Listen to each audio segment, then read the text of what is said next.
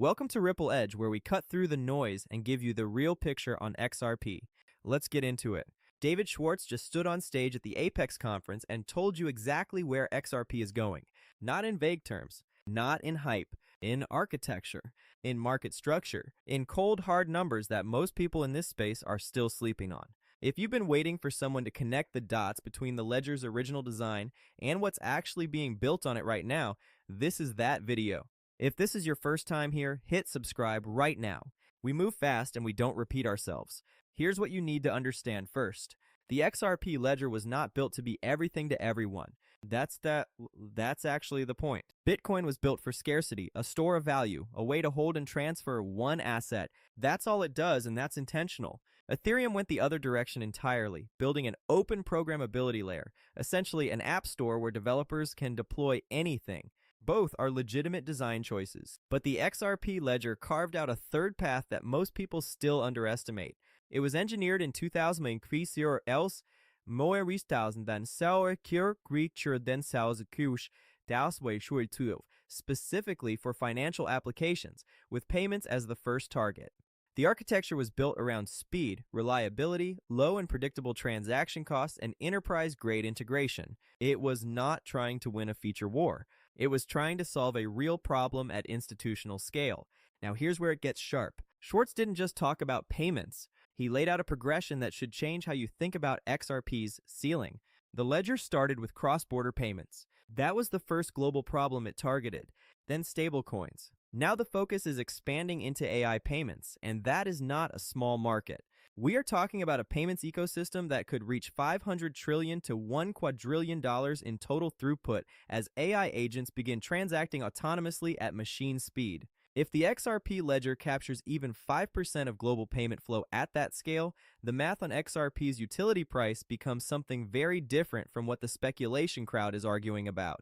And Schwartz made that distinction deliberately. He's not talking about the speculative price. He's talking about the utility price, the value of an asset that can move verified, compliant, sanctioned screen value from one secure party to another in 3 to 5 seconds, at any time, on any day, with a known cost before the transaction is even sent. That is a fundamentally different conversation than asking whether XRP hits $3 or $5 this cycle. Now here's the data that backs it up. At Apex, Schwartz showed the same slide he brings every year, and the reason he keeps showing it is because the numbers keep getting harder to ignore. The XRP ledger has processed 3.3 billion transactions. It has more than 6 million active wallets. It is secured by over 800 nodes and more than 180 independent validators. This is not a testnet. This is not a white paper. This is over 13 years of production-grade reliability in a space where most chains are still working out how to stay live under load. But the slide isn't the story. The story is what Schwartz said is happening right now on top of that infrastructure. Institutions are not piloting anymore. They are in production. Digital commercial paper is live on the ledger. Tokenized treasuries are moving on-chain. Money market funds, stablecoins, real assets. These are not announcements about future plans. These are live instruments operating on the XRP ledger today. That is the shift from proof of concept to proof of revenue, and that distinction matters enormously when you are thinking about what drives sustained price appreciation versus a speculative pump. Here's what nobody's saying loudly enough. Ripple Treasury is not just a product. It is the institutional on-ramp. It takes the complexity of the ledger and makes it operable for the treasury departments of the largest corporations on the planet. We are talking about companies that collectively move between $12 and $13 trillion per year.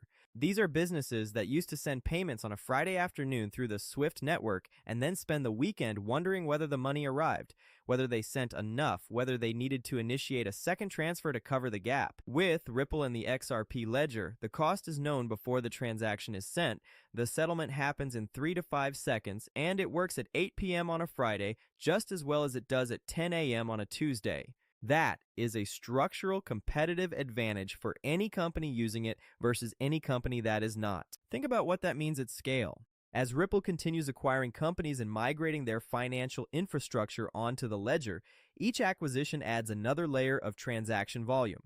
So another slice of that 13 trillion annual flow. The compounding effect of those additions is what makes the quadrillion-dollar figure not just a meme in this community, but an actual addressable market thesis. Now let's pull up the one chart that matters here. Look at XRPL transaction volume plotted against institutional announcement dates over the past 18 months. Every time a real production deployment lands, you see a step change in baseline activity, not a spike and fade, but a new floor. That is the signature of utility-driven adoption. Speculative volume spikes and collapses. Utility volume staircase up and holds. The ledger's chart is starting to show that staircase pattern, and that is the signal that separates XRP from projects still waiting for their moment. Now here's a separate thread worth understanding. Jeremy Allaire, the CEO of Circle and the issuer of USDC, recently said publicly that the next phase of crypto needs to be the age of utility. Real use cases that make sense in people's daily lives and in institutional workflows, not speculative plays dressed up as infrastructure.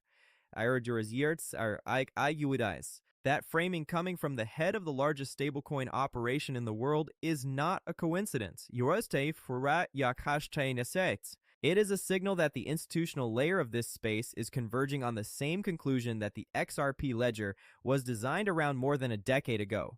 The Genius Act and the broader regulatory framework moving through the US right now will accelerate this. When that clarity lands, institutional capital that has been sitting on the sideline waiting for legal certainty gets a green light. That is not a small unlock. 60 million Americans are in crypto.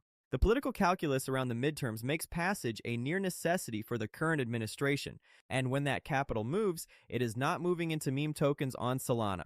It is moving into infrastructure with proven transaction history, enterprise partnerships, and compliance architecture already baked in. On that note, the comparison between XRP and Solana is worth addressing directly because it came up at Apex, and it is being talked about across the space right now. Solana has its strengths: speed at the consumer layer, DeFi activity, developer mindshare in certain categories.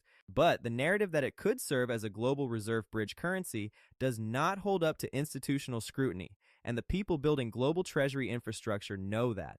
BNY Mellon, the primary custodian for Ripple, has gone on record saying that the world is moving toward 24/7, 300 assets, and quirky exversions of 5 share. Steve repayment flows, and that harmonization and interoperability across financial institutions is the priority. That is the language of people who have already made their infrastructure decision. You do not use that language when you are still evaluating options. Ripple's senior vice president of stablecoins, Jack McDonald, put it in terms that should resonate with anyone watching capital markets right now. He called it a massive inefficiency. Capital markets today still run on settlement windows and manual reconciliation that would be unrecognizable to anyone who has seen what the ledger can do.